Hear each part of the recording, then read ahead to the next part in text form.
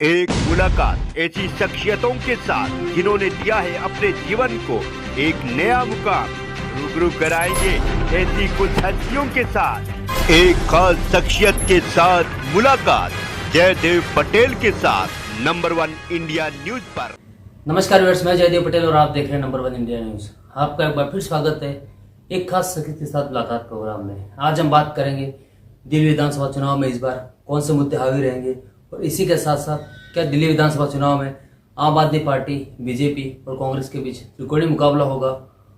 और दिल्ली विधानसभा चुनाव से ठीक पहले जिस प्रकार से केंद्रीय जांच एजेंसियों की एंट्री हुई और साथ ही स्कूलों को बम से उड़ाने की धमकी मिली, इन मुद्दों से किसे फायदा और किसे नुकसान होगा, इन्हीं तमाम मुद्दों पर बात करने के लिए हमारे साथ खास हमारे चुनाव विश्लेषक अजीत शुक्ला। अजीत शुक्ला जी, आपका बहुत बहुत स्वागत आज हमारे प्रोग्राम में। नमस्कार जी अजीत शुक्ला जी, आपसे मेरा पहला सवाल है कि दिल्ली विधानसभा चुनाव में आम आदमी पार्टी, बीजेपी और कांग्रेस के बीच क्या त्रिकोणीय मुकाबला होगा? देखिए, ज्यादातर सीटों पर जो है कांग्रेस और आम आदमी पार्टी के बीच में मुकाबला होगा और कुछ सीटों पर जो है वो त्रिकोणीय मुकाबला होगा। लेकिन अब कांग्रेस ये निर्भर करता है कि कांग्रेस कितना मजबूती से लड़ती है, और कांग्रेस अगर मजबूती से लड़ेगी तो वो ज्यादा आम आदमी पार्टी का वोट को डिस्टर्ब करेगी और कम जो है वो बीजेपी के वोट को डिस्टर्ब करेगी। लेकिन ये अंतिम समय तक देखना होगा कि ये ऐसा तो नहीं है कि दोधारी तलवार है, ये दोनों तरफ नुकसान पहुंचा रही है। अगर वो भाजपा को ज्यादा नुकसान और आम आदमी पार्टी को कम करती है तो एंटी इनकम्बेंसी बैकफायर होगा, उससे शायद हो सकता है कि आम आदमी पार्टी को कहीं फायदा हो जाए। लेकिन अगर वो आम आदमी पार्टी के वोट को ज्यादा अगर नुकसान करती है, वैसी स्थिति में उसको सीधा सीधा भाजपा को फायदा होने की संभावना है। जी अजीत शुक्ला जी, अगर हम बात करते हैं दिल्ली विधानसभा चुनाव में, तो इस बार कौन से मुद्दे हावी रहेंगे और साथ ही कौन सा राजनीतिक दल होगा जो मुद्दों को भुनाने में सफल होगा? देखिए, भारतीय जनता पार्टी तो शुरू से ही करप्शन का मामला लेकर उठा रही है और कांग्रेस भी करप्शन का मामला उठा रही है। करप्शन के कई आरोप हैं, शीश महल से लेकर, और कई बड़े बड़े आरोप जो है वो केजरीवाल पर लगाए गए हैं। तो केजरीवाल का इमेज कहीं ना कहीं जो पूर्व में 2015 हो या 2020 में जो जिस तरह के इमेज थे उनके, वैसी इमेज तो अब नहीं रहे हैं आम जनता के बीच में। जी तो अब देखना पड़ेगा कि उसका क्या इम्पैक्ट होता है इलेक्शन के रिजल्ट में।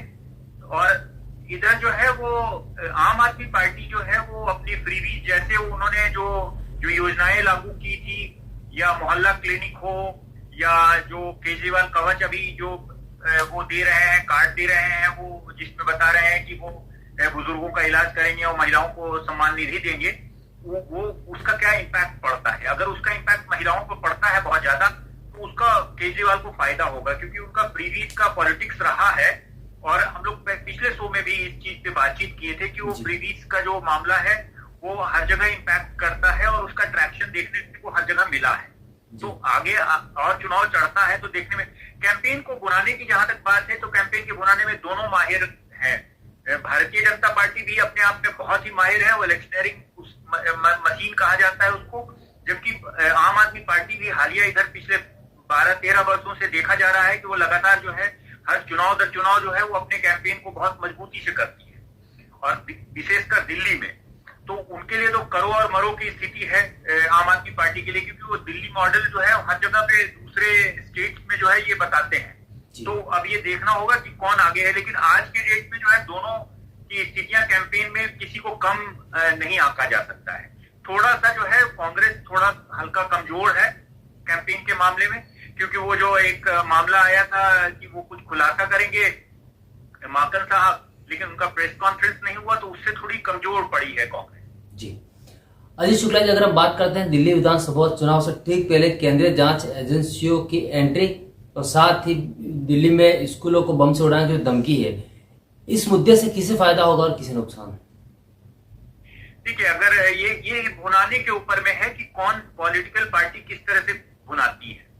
अगर केजरीवाल अगर विक्टिम कार्ड खेलते हैं, केंद्रीय जांच एजेंसी का दुरुपयोग हो रहा है, तो आम जनता पर अगर वो इसको भुनाने में अगर वो सफल हो जाते हैं तो उसका फायदा उनको मिल सकता है। लेकिन अगर भाजपा ये भुनाने में अगर कामयाब हो जाती है कि नहीं ये लोग बहुत ज्यादा करप्ट हैं और इनके ऊपर में है साक्ष्य, और जनता अगर सही मायने में विश्वास कर ले।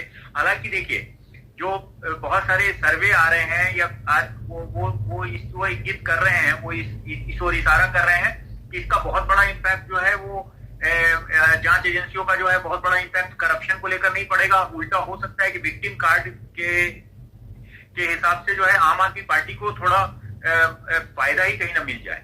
तो ये देखना पड़ेगा आगे। अभी तो कैंपेन, क्योंकि दिल्ली में डे टू डे कैंपेन और जो बार बार मुद्दे हैं वो बदलते रहते हैं।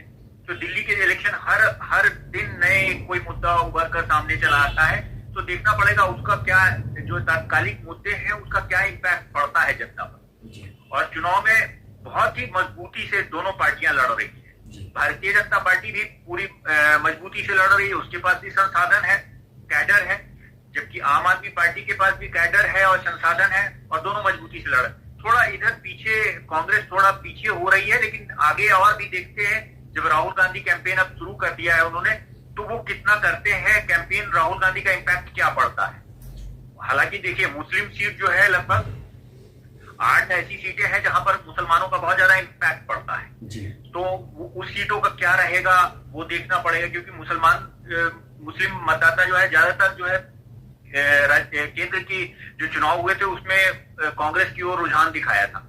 तो अगर ऐसी स्थिति बनती है तो उससे सीधा सीधा जो है सारे मुस्लिम सीट जो है अभी आम आदमी पार्टी के पास है, तो ओवैसी भी आ गए हैं। तो ये देखना पड़ेगा कि उसका क्या असर पड़ता है।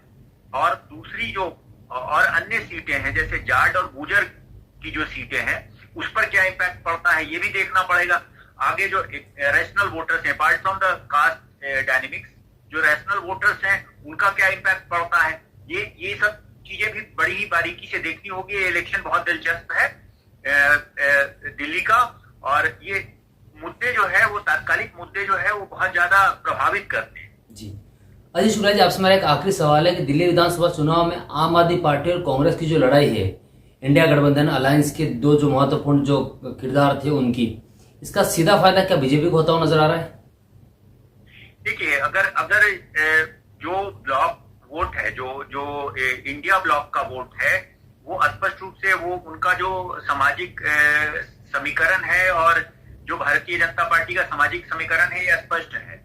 तो अगर कांग्रेस मजबूती से लड़ती है तो ज्यादा नुकसान तो आम आदमी पार्टी को होगा, लेकिन सीट टू सीट जहां कैंडिडेट्स हैं वहां कहीं ना कहीं एंटी इनकम्बेंसी को भी बैकफायर करेंगे। तो अगर मजबूती से लड़के अगर मुस्लिम वोट या जो सो कॉल्ड जो वोट जो है इंडिया ब्लॉक के साथ थी, अगर वो वोट जो है अगर वो टूटती है तो उससे आम आदमी पार्टी को नुकसान होगा जो सीधे नजर पे दिखता है। लेकिन अगर उसको बहुत गहराई से देखा जाएगा तो सीट टू सीट कहीं ना कहीं एंटी इनकम्बेंसी भी बैकफायर होगा।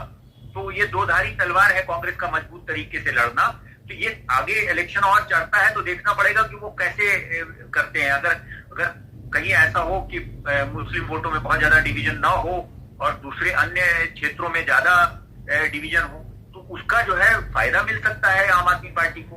हालांकि देखिए, पॉपुलर परसेप्शन अभी भी केजरीवाल के साथ ही है जी। अजय शुक्ला जी, आपने हमारे लिए समय निकाला, उसके लिए आपका बहुत बहुत धन्यवाद।